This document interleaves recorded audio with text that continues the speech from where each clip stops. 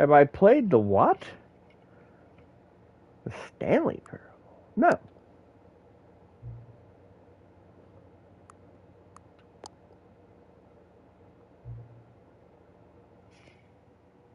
$8.59.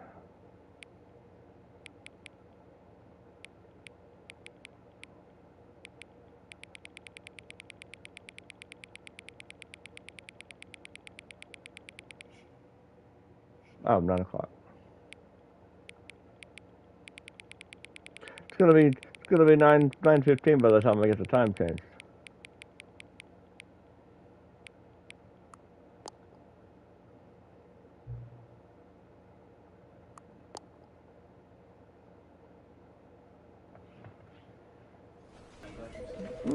Begin the game. The end is never the end is never the end is never. Oh. This is the story of a man named Stanley. Stanley worked for employee number 427's job was simple. He sat at his desk in room 427 and he pushed buttons. How long to push them and in what order. This is what employee 427 did every day of every month of every year. And although the orders came in, as though he had been made exactly for this job, and Stanley was happy. And then one day, something very peculiar happened. Something that would forever change Stanley. Something he would never quite forget. He had been at his desk for nearly an hour when he realized that not one single order had arrived on the monitor for him to follow. No one had showed up to give him instructions, call a meeting, or even say hi.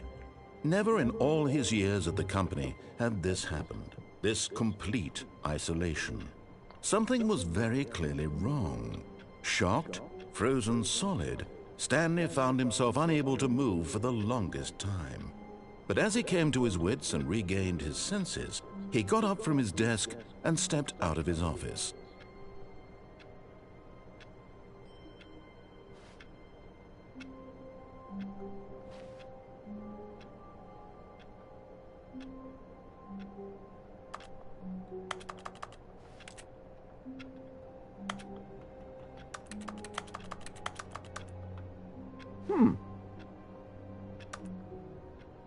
Well, all right.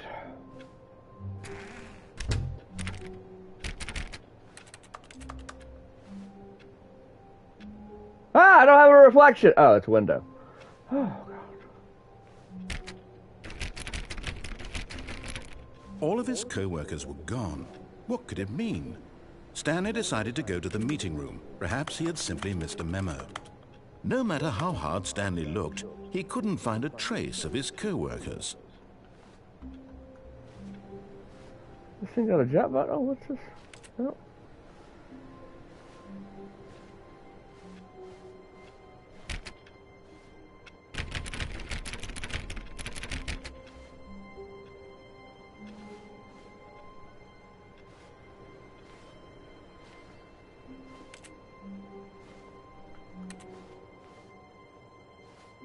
I don't want to go to the meeting room. I heard about you. Okay. Oh, look at that.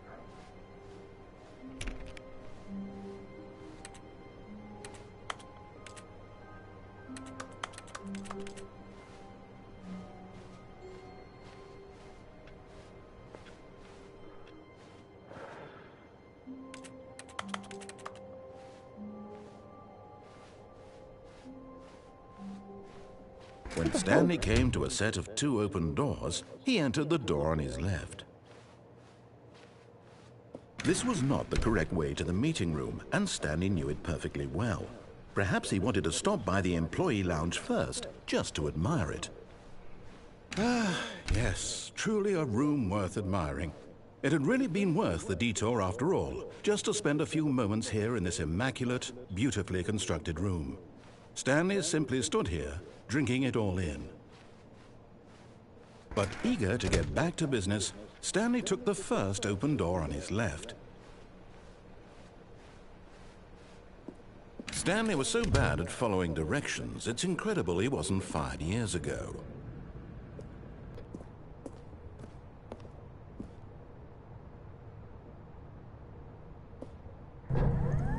Look, Stanley, I think perhaps we've gotten off on the wrong foot here.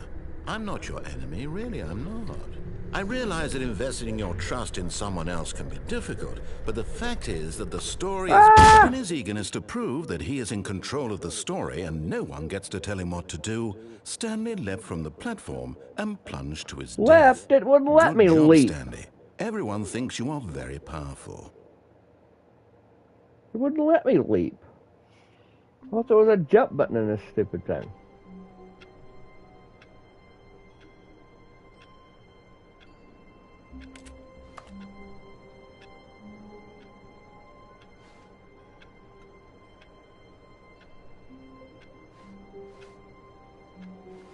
All of his co-workers were gone. What could it mean? Stanley decided to go to the meeting room. Perhaps he had simply missed a memo.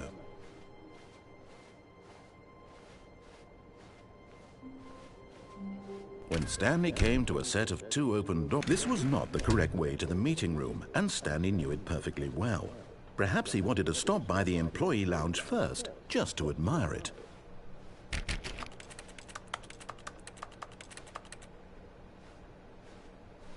Wow, yes, this room. But eager to get back to business, Stanley took the first open door on his left. Stanley was so bad at following directions, it's incredible he wasn't fired years ago.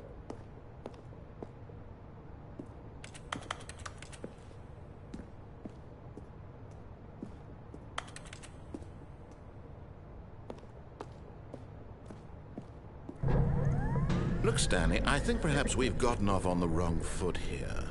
I'm not your enemy, really, I'm not. I realize that investing your trust in someone else can be difficult, but the fact is that the story has been about nothing but you. What? Really?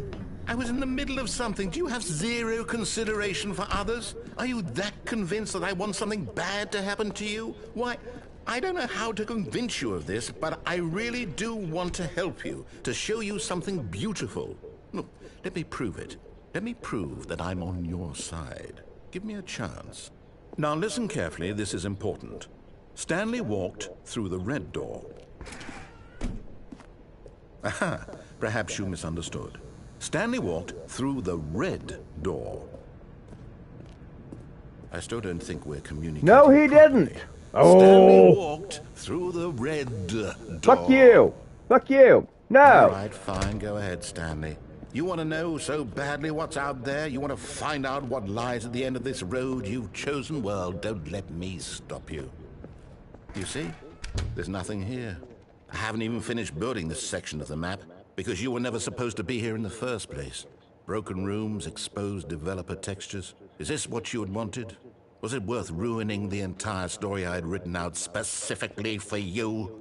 Do you not think I put a lot of time into that? Because I did. Well, my And name's in not the end, even it was all Stanley. for nothing. Because this is what you wanted to see.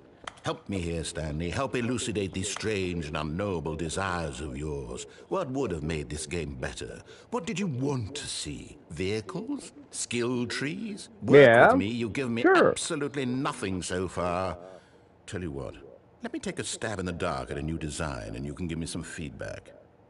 There we go. A third option. This already feels leaps ahead of where we were before. Go ahead, Stanley. Take it for a spin. Okay, I'm going to stop you there. Now, tell me about your experience with this new version. Would you say that the game benefited from allowing you more choices? Feel free to be honest. I'm looking for some real critical feedback here. A 1? I mean, I can understand if you had reservations, you saw ways the game could be improved to more fully express itself mechanically and artistically, but a 1? That's not even helpful. What am I supposed to do with that? But I guess it isn't my place to judge. Here, based on the data from your previous playthrough, I've compiled a new version. And to be perfectly candid, I think I've knocked it out of the park with this one. Let's take a look. Ah!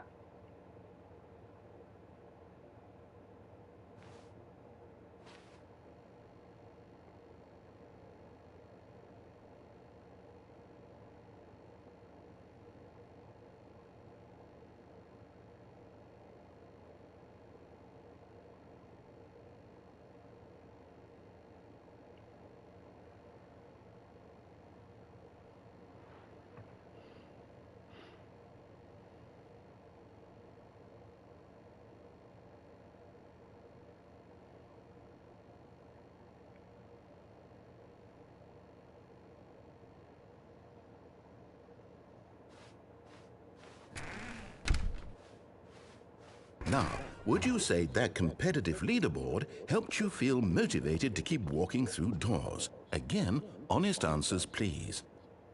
Hey, I nearly forgot. I've got a prototype of a new game I've been working on, and now would be a lovely opportunity to give it some playtesting. You wouldn't mind taking a look at it, would you? Perfect. Let me boot it up. In this game, the baby crawls left towards danger. You click the button to move him back to the right, and if he reaches the fire, you fail. It's a very meaningful game, all about the desperation and tedium of take notice. But of course, the message of the game only becomes clear once you've been playing it for about 4 hours. So why don't you give it 4 hours of play to make sure it's effective? Be sure to keep notes on your experience.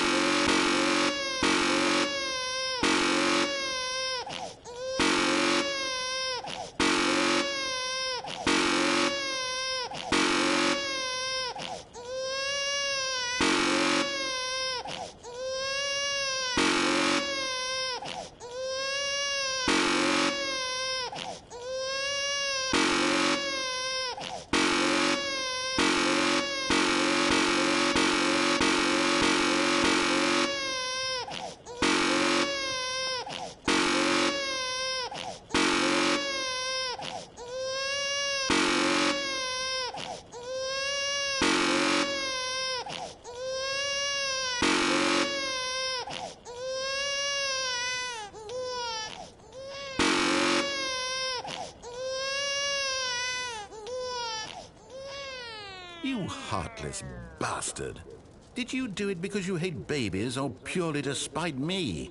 Because if it's the latter, well, I don't know what to do. I'm completely out of ideas. I can't think of a single thing that might improve the experience for me. I'm not even going to try. I'm out, I'm done. It's over. Thank you for playing. Your input was extremely valuable. Oh, hey, since my game was so awful, why don't we play someone else's game? Just to ease the pain. Let's see. What do we have here? Yes, this seems like it'll work. Let's give it a shot.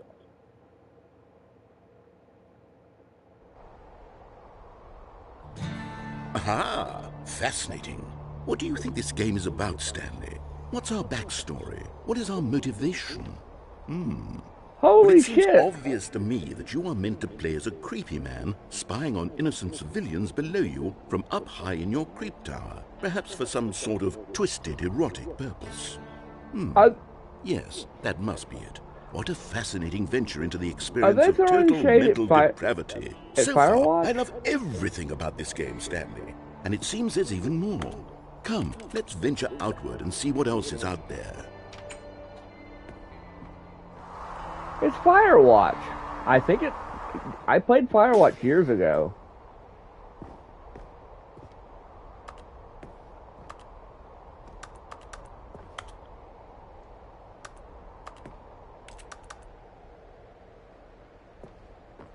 Either Firewatch or Days Gone.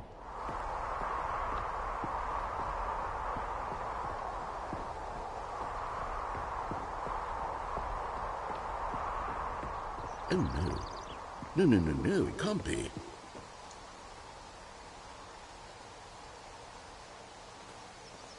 Block it off! Oh, thank goodness, Stanley. What a close call. You nearly wandered off into that thing. That big, open, just wandering around. No right or wrong directions. No path to follow. You can just go in any... Oh, thank heavens we avoided it. We're out of the woods now, Stanley. Okay, I'm going to get We're us in out the of woods. here. Let's find another game. Preferably something with walls. Something with... Okay, I think this will be just the thing.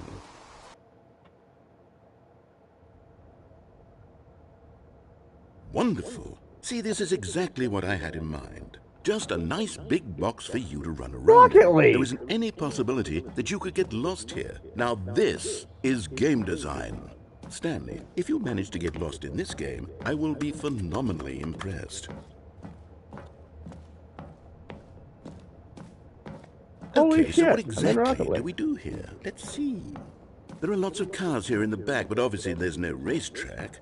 Okay, I'm seeing that there's a ball of some kind back here. Is this game sports ball? Stanley, I think it's sports ball. Oh, what fun. We shall run the bases and do a touchdown together? Yes, I think surely we must. Okay, Stanley, here's the ball. Have fun.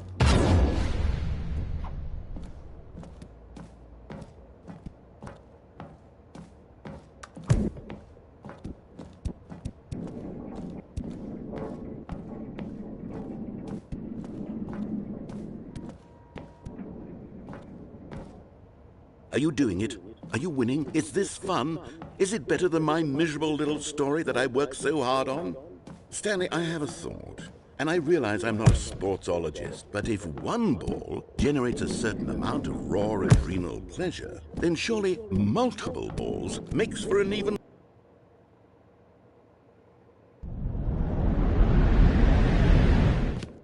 Stanley, don't do that. I can't follow you there. I can't help you. How will you write a story without me? You can't do it. You know that. Stanley, come back.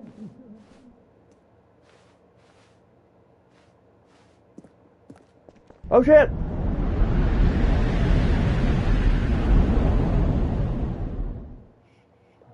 Ah! Am I in the back rooms? Wow, I might be in the back rooms. What the hell?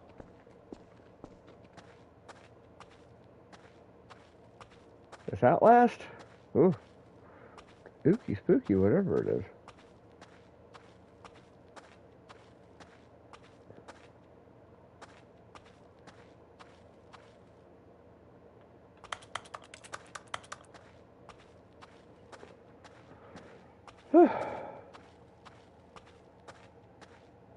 Ah, my office.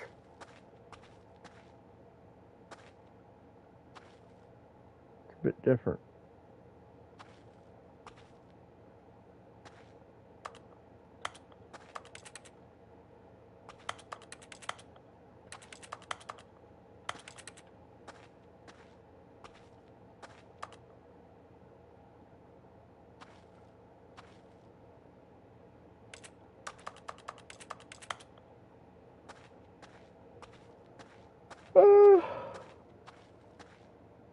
Ah!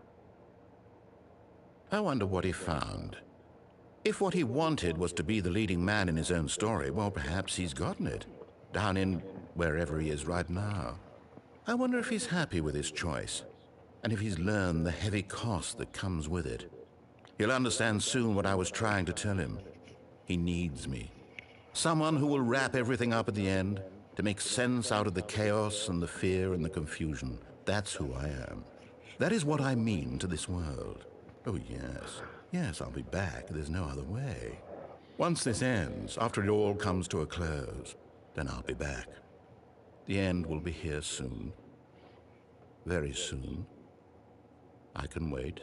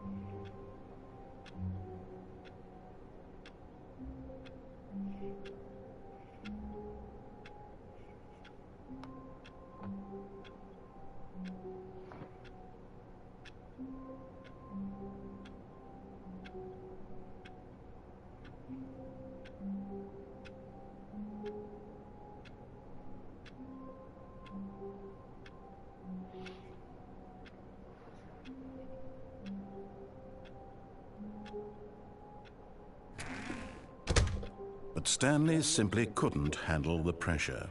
What if he had to make a decision? What if a crucial outcome fell under his responsibility? He had never been trained for that.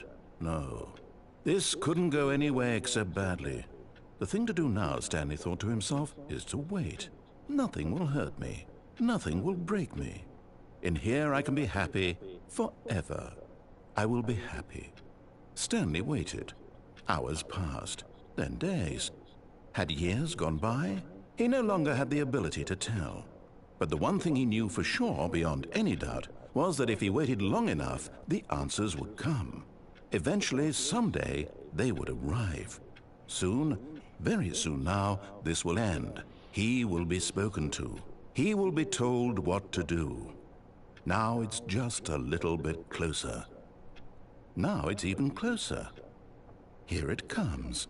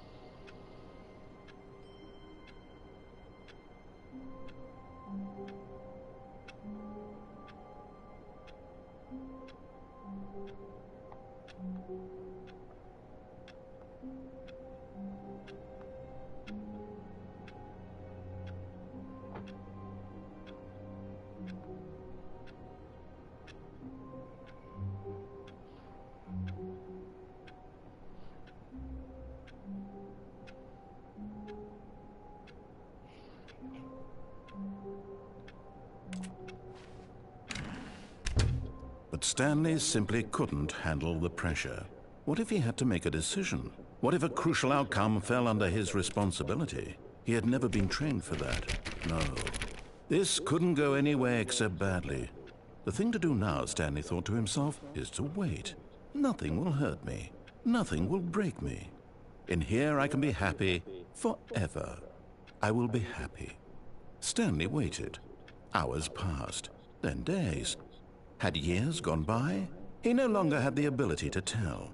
But the one thing he knew for sure, beyond any doubt, was that if he waited long enough, the answers would come.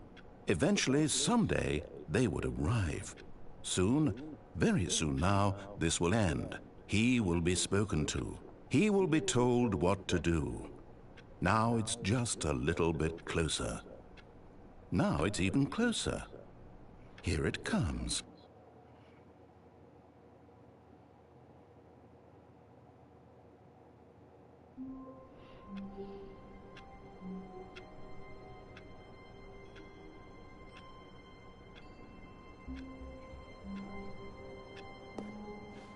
All of his co-workers were gone. What could it mean? Stanley decided to go to the meeting room. Perhaps he had simply missed a memo.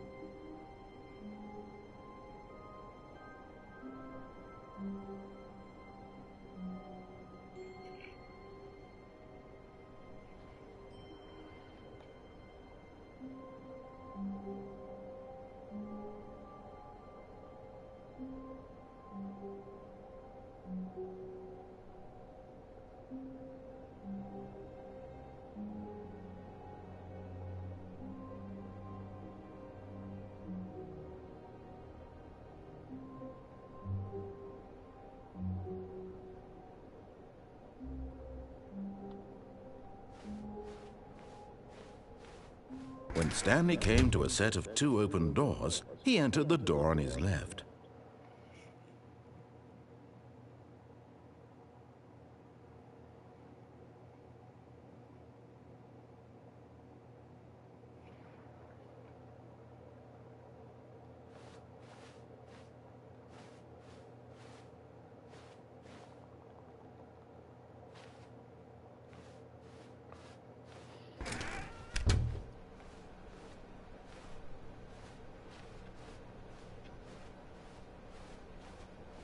Yet there was not a single person here either. Feeling a wave of disbelief, Stanley decided to go up to his boss's office, hoping he might find an answer there.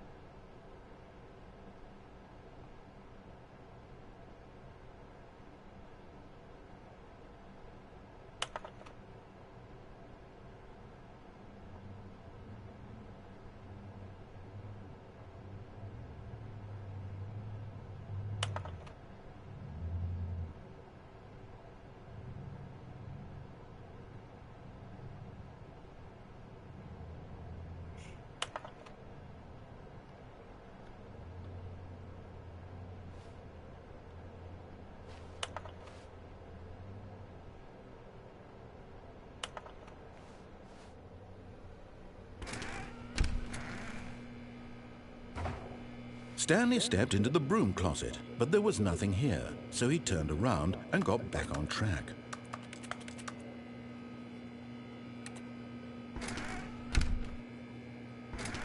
There was nothing here.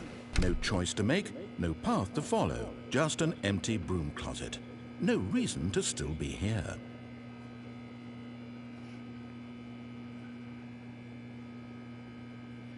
It was baffling that Stanley was still just sitting in the broom closet. He wasn't even doing anything. At least if there was something to interact with, he'd be justified in some way. As it is, he's literally just standing there doing sweet FA.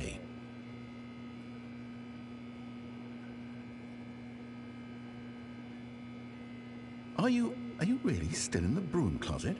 Standing around doing nothing? Why? Please offer me some explanation here. I'm genuinely confused.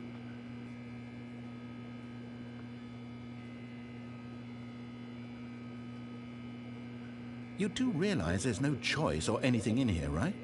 If I'd said Stanley walked past the broom closet, at least you would have had a reason for exploring it to find out.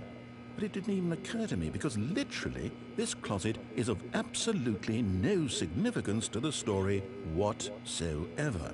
I never would have thought to mention it.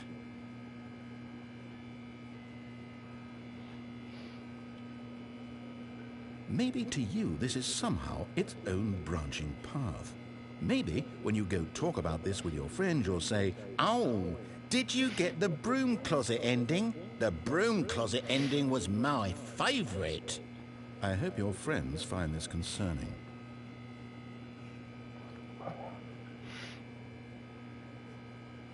Stanley was fat and ugly and really stupid.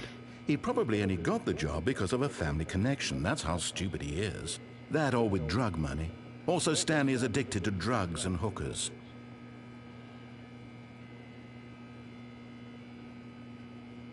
Well, I've come to a very definite conclusion about what's going on right now. You're dead. You got to this broom closet, explored it a bit, and were just about to leave because there's nothing here, when a physical malady of some sort shut down your central nervous system and you collapsed in front of your screen.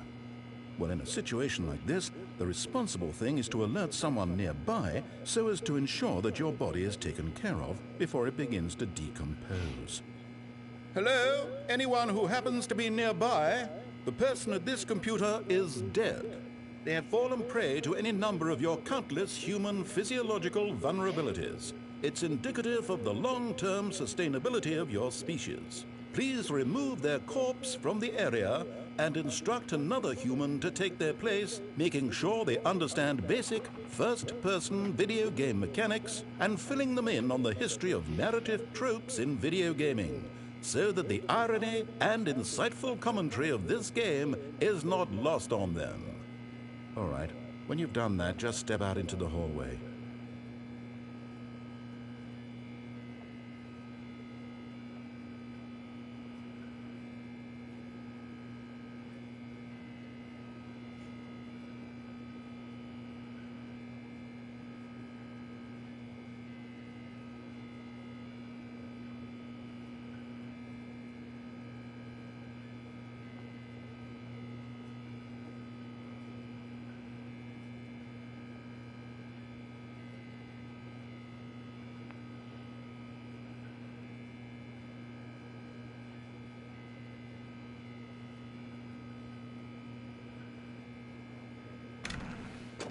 Ah, second player. It's good to have you on board. I guarantee you coming to a staircase, Stanley walked upstairs to his boss's office.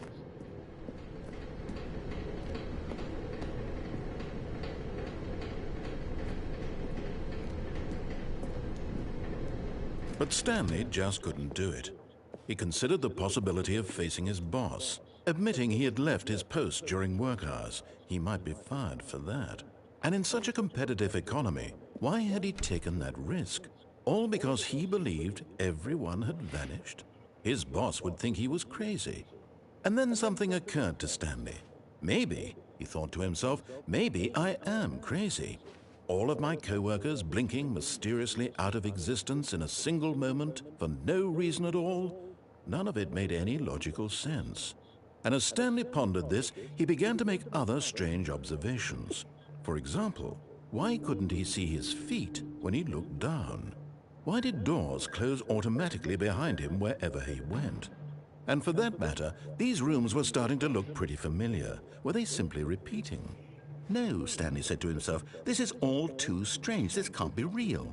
And at last, he came to the conclusion that had been on the tip of his tongue. He just hadn't found the words for it. "I'm dreaming!" he yelled. "This is all a dream." Oh, what a relief Stanley felt to have finally found an answer, an explanation. His co-workers weren't actually gone. He wasn't going to lose his job. He wasn't crazy after all. And he thought to himself, I suppose I'll wake up soon. I'll have to go back to my boring real-life job pushing buttons. I may as well enjoy this while I'm still lucid. So he imagined himself flying and began to gently float above the ground. Then he imagined himself soaring through space on a magical starfield, and it too appeared. It was so much fun, and Stanley marveled that he had still not woken up. How was he remaining so lucid? And then perhaps the strangest question of them all entered Stanley's head. One he was amazed he hadn't asked himself sooner. Why is there a voice in my head dictating everything that I'm doing and thinking? Now the voice was describing itself being considered by Stanley, who found it particularly strange. I'm dreaming about a voice describing me, thinking about how it's describing my thoughts, he thought. And while he thought it all very odd and wondered if this voice spoke to all people in their dreams, the truth was that, of course, this was not a dream. How could it be? Was Stanley simply deceiving himself, believing that if he's asleep, he doesn't have to take responsibility for himself? Stanley is as awake right now as he's ever been in his life. Now, hearing the voice speak these words was quite a shock to Stanley. After all, he knew for certain, beyond a doubt, that this was in fact a dream. Did the voice not see him float and make the magical stars just a moment ago? How else would the voice explain all that? This voice was a part of himself too. Surely, if he could just... He would prove it. He would prove that he was in control, that this was a dream. So he closed his eyes gently, and he invited himself to wake up. He felt the cool weight of the blanket on his skin, the press of the mattress on his back, the fresh air of a world outside this one. Let me wake up, he thought to himself. I'm through with this dream. I wish it to be over. Let me go back to my job. Let me continue pushing the buttons. Please, it's all I want. I want my apartment and my wife and my job. All I want is my life exactly the way it's always been. My life is normal. I am normal. Everything will be fine. I am okay.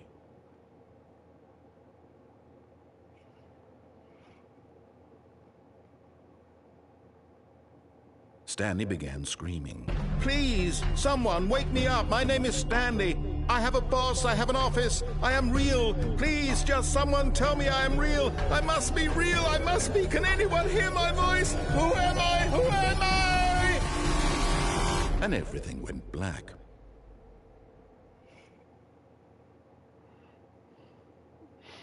This is the story of a woman named Mariella. Mariella woke up on a day like any other. She arose, got dressed, gathered her belongings, and walked to her place of work. But on this particular day, her walk was interrupted by the body of a man who had stumbled through town talking and screaming to himself, and then collapsed dead on the sidewalk. And although she would soon turn to go call for an ambulance, for just a few brief moments, she considered the strange man. He was obviously crazy. This much she knew. Everyone knows what crazy people look like. And in that moment, she thought to herself how lucky she was to be normal. I am sane. I am in control of my mind. I know what is real and what isn't. It was comforting to think this, and in a certain way, seeing this man made her feel better. But then she remembered the meeting she had scheduled for that day, the very important people whose impressions of her would affect her career, and by extension, the rest of her life. She had no time for this, so it was only a moment that she stood there, staring down at the body. And then she turned and ran.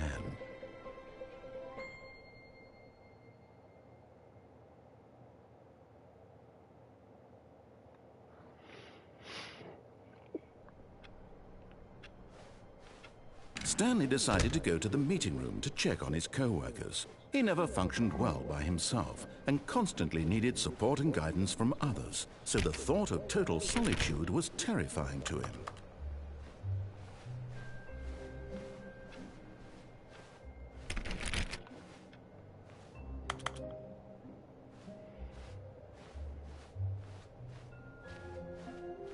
When Stanley came to a set of 2 open doors, he entered the door on his left.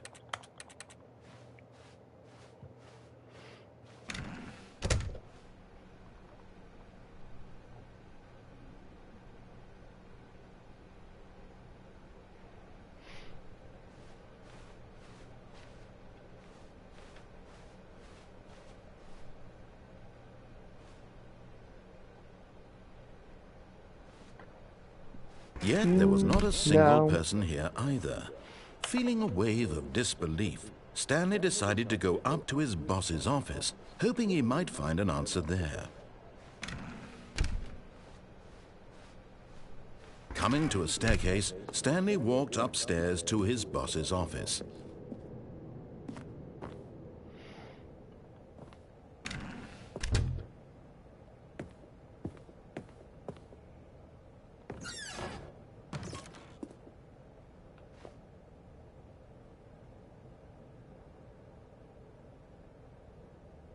Huh. Huh. Huh.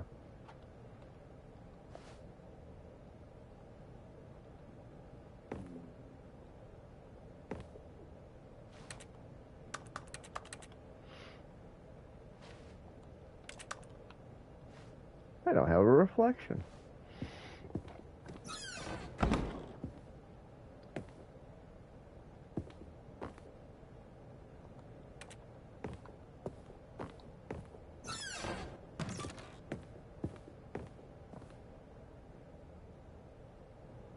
Well,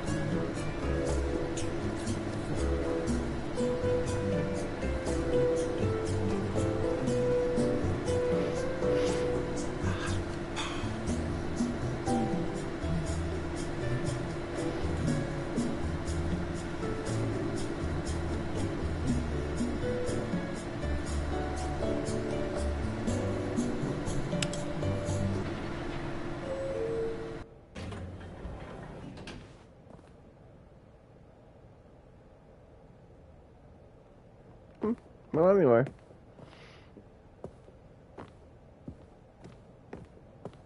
Stepping into his manager's office, Stanley was once again stunned to discover not an indication of any human life. Shocked, unraveled, Stanley wondered in disbelief who orchestrated this. What dark secret was being held from him? What he could not have known was that the keypad behind the boss's desk guarded the terrible truth that his boss had been keeping from him. And so the boss had assigned it an extra secret PIN number, 2845. But of course, Stanley couldn't possibly have known this.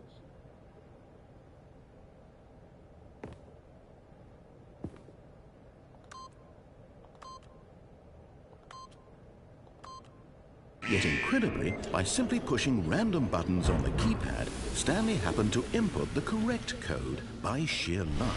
Amazing. He stepped into the newly opened passageway.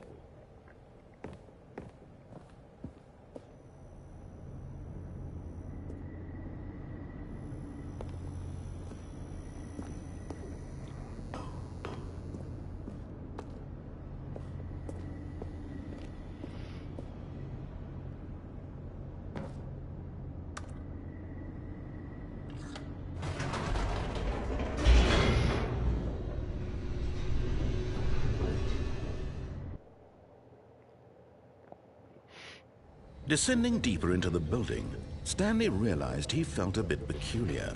It was a stirring of emotion in his chest, as though he felt more free to think for himself, to question the nature of his job. Why did he feel this now, when for years it had never occurred to him? This question would not go unanswered for long. Stanley walked straight ahead through the large door that read Mind Control Facility. Although this passageway had the word Escape written on it, the truth was that at the end of this hall, Stanley would meet his violent death. The door behind him was not shut. Stanley still had every opportunity to turn around and get back on track. At this point, Stanley was making a conscious, concerted effort to walk forward and willingly confront his death.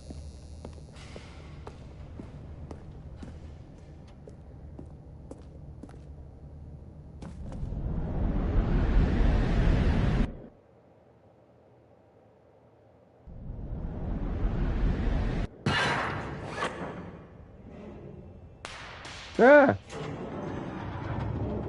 As the machine whirred into motion and Stanley was inched closer and closer to his demise, he reflected that his life had been of no consequence whatsoever. Stanley can't see the bigger picture. He doesn't know the real story, trapped forever in his narrow vision of what this world is. Perhaps his death was of no great loss, like plucking the eyeballs from a blind man. And so he resigned and willingly accepted this violent end to his brief and shallow life. Farewell, Stanley.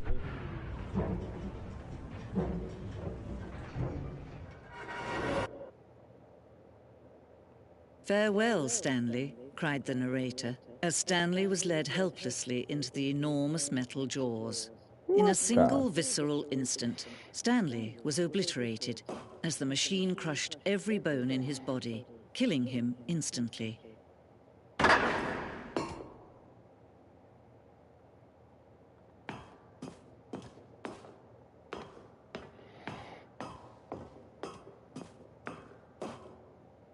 And yet it would be just a few minutes before Stanley would restart the game, back in his office, as alive as ever. What exactly did the narrator think he was going to accomplish?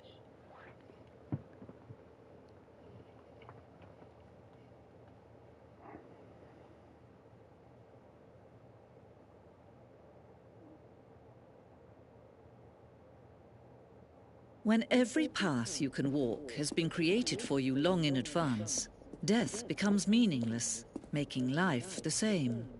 Do you see now? Do you see that Stanley was already dead from the moment he hit start?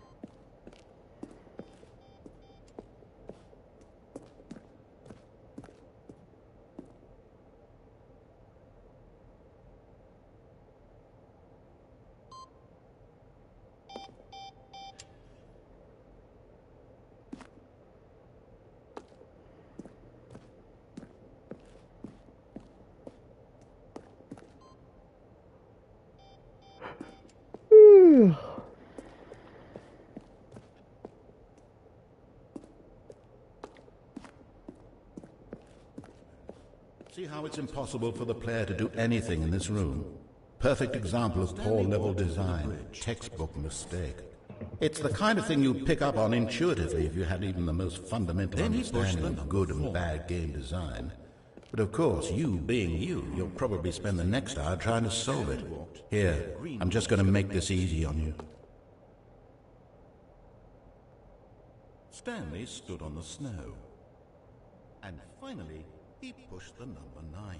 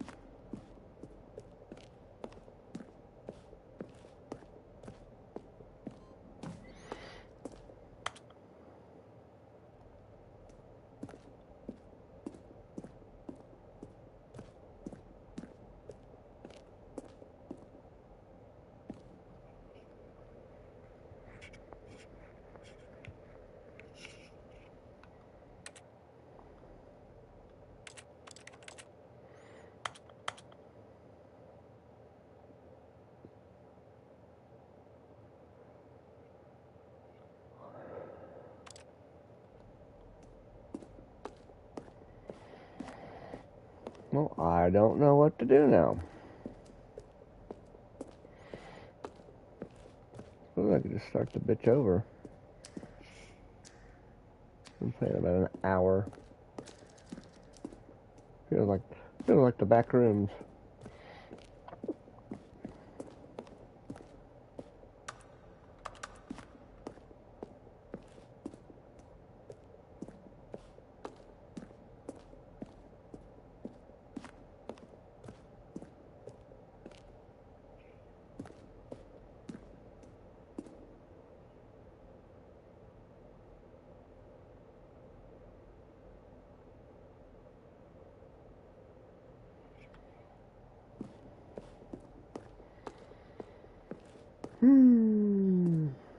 Maybe I have to reset.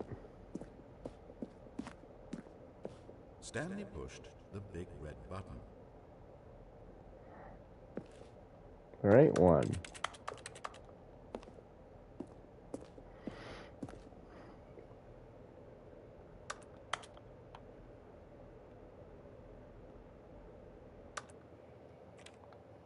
Fine.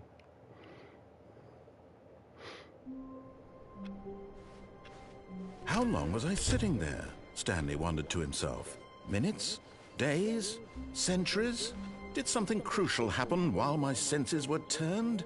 He made a note to be more careful with time from now on. When Stanley came to a set of 2 open doors, he entered the door on his left.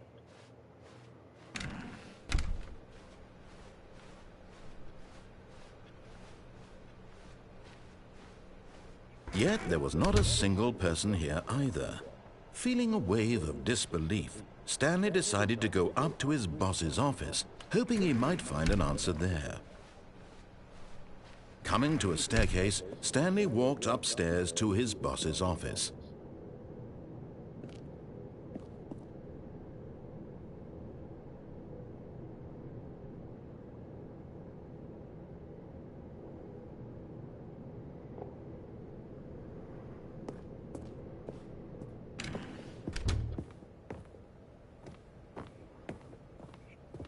Stepping into his manager's office, Stanley was once again stunned to discover not an indication of any human life. What could it mean? Stanley wondered aloud to nobody. He began wildly tearing through papers on the boss's desk, pulling books off the shelf, looking behind paintings, desperate for clues to his situation. But his attention was caught by a keypad behind the boss's desk. What could its purpose be? In fact, this keypad guarded the terrible secret that lay buried below his feet. And so the boss had assigned it an extra secret PIN number, 2845. But of course, Stanley couldn't possibly have known this.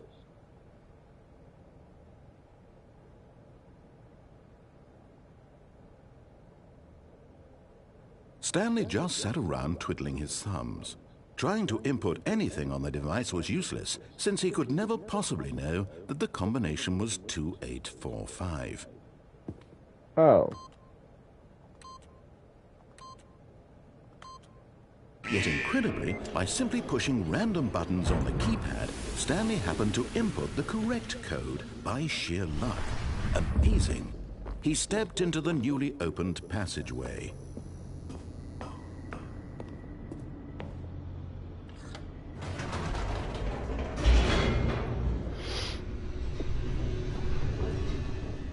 Just a little more of this and then we'll pick it up another day.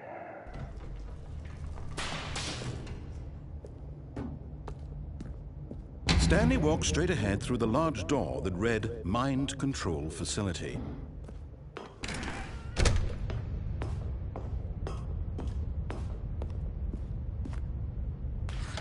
The lights rose on an enormous room packed with television screens. What horrible secret did this place hold? Stanley thought to himself. Did he have the strength to find out?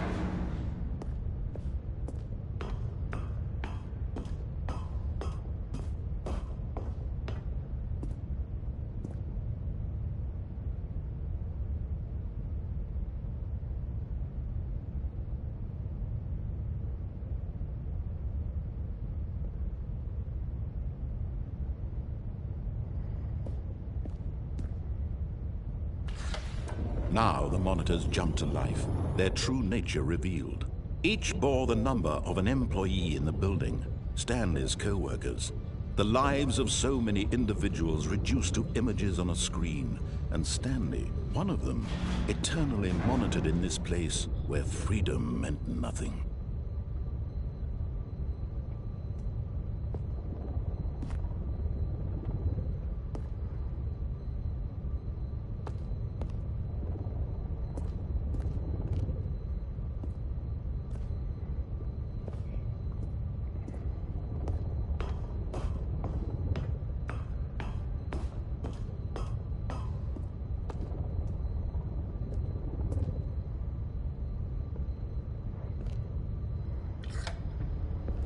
This mind control facility, it was too horrible to believe. It couldn't be true. Had Stanley really been under someone's control all this time? Was this the only reason he was happy with his boring job? That his emotions had been manipulated to accept it blindly?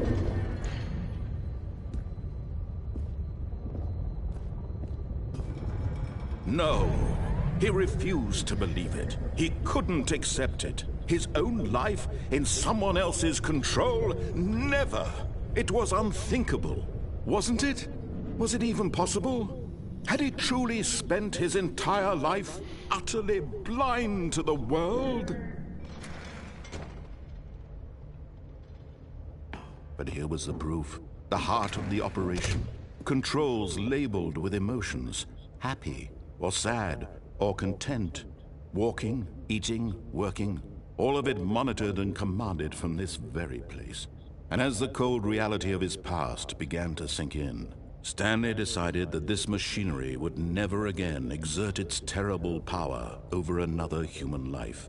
For he would dismantle the controls once and for all.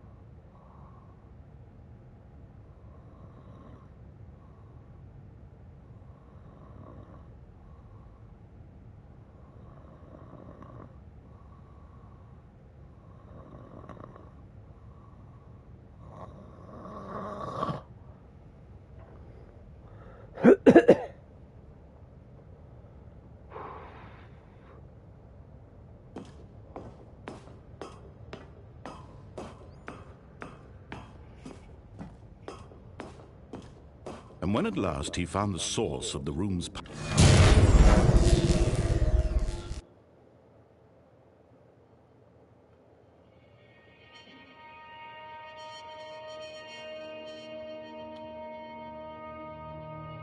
blackness and a rising chill of uncertainty. Was it over? Yes! He had won! He had defeated the machine, unshackled himself from someone else's command. Freedom was mere moments away. And yet, even as the immense door slowly opened, Stanley reflected on how many puzzles still lay unsolved. Where had his co-workers gone? How had he been freed from the machine's grasp? What other mysteries did this strange building hold? But as sunlight streamed into the chamber, he realized none of this mattered to him, for it was not knowledge or even power that he had been seeking, but happiness. Perhaps his goal had not been to understand, but to let go. No longer would anyone tell him where to go, what to do, or how to feel. Whatever life he lives, it will be his. And that was all he needed to know. It was perhaps the only thing worth knowing.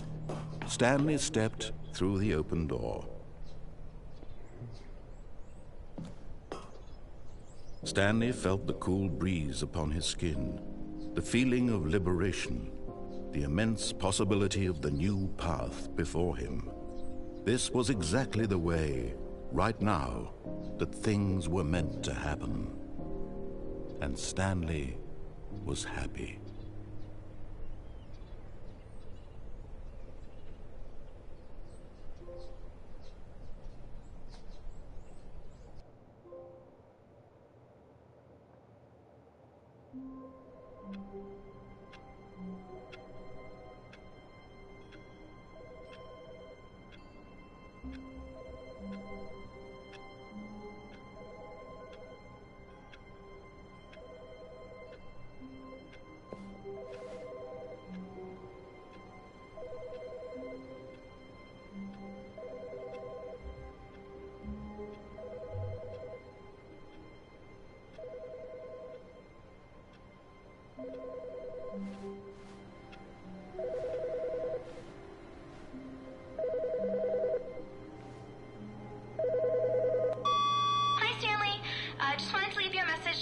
There's a few things I need you to pick up on your way home from work today.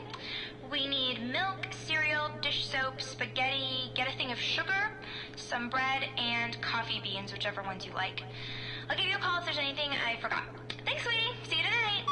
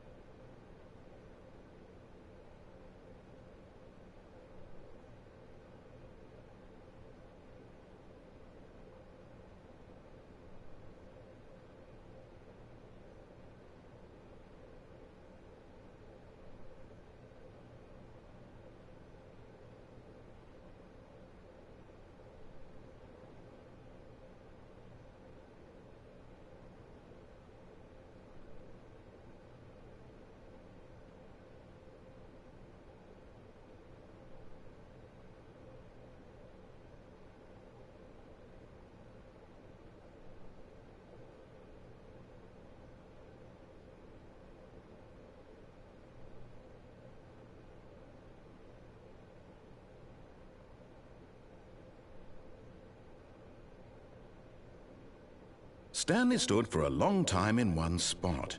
It's part of a game. He likes to see how long he can go without dying. So far, he's doing excellent. And if he just stays right where he is, I'm sure he'll keep up that good momentum. Let's observe the genius at work.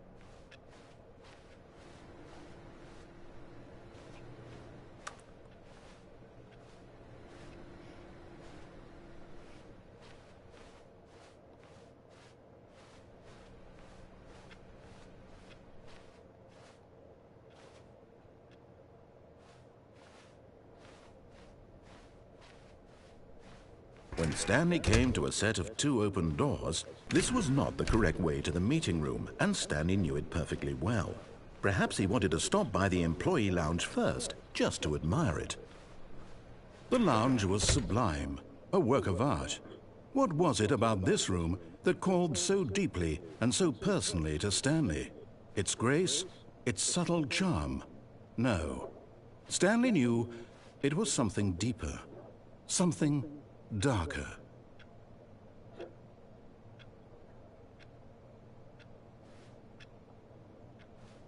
Yes, really, really worth it being here in the room. A room so utterly captivating that even though all your co-workers have mysteriously vanished, here you sit looking at these chairs and some... But eager to get back to business, Stanley took the first open door on his left. And so he detoured through the maintenance section, walked straight ahead to the opposite door, and got back on track.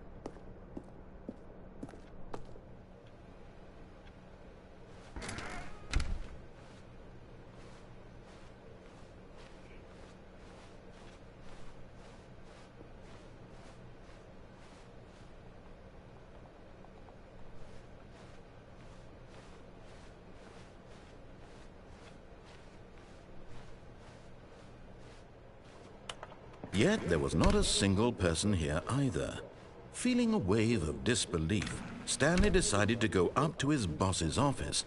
Coming to a staircase, Stanley walked upstairs to his boss's office. But Stanley just couldn't do it.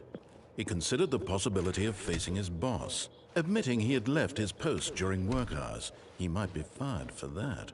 And in such a competitive economy, why had he taken that risk? All because he believed everyone had vanished? His boss would think he was crazy. And then something occurred to Stanley. Maybe, he thought to himself, maybe I am crazy. All of my co-workers blinking mysteriously out of existence in a single moment for no reason. Alright, that's all I got.